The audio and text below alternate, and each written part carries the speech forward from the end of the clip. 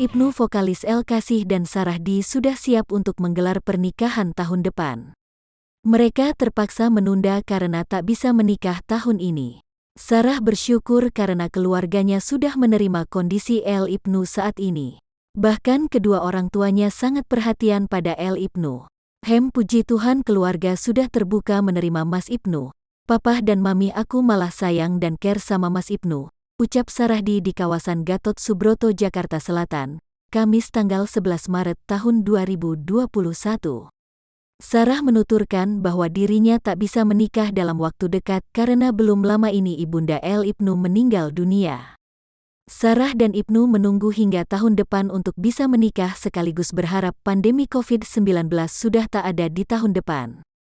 Kalau adat Jawa, abis ada kemalangan dan atau musibah tidak boleh ada proses pernikahan dulu, harus ganti tahun dulu, ujar Sarah. Jadi nunggu tahun depan, doain aja ya, jelasnya. Lewat aplikasi Google Speech, El Ibnu mengatakan bahwa Sarah sudah bersumpah untuk sehidup semati dengannya di depan almarhumah.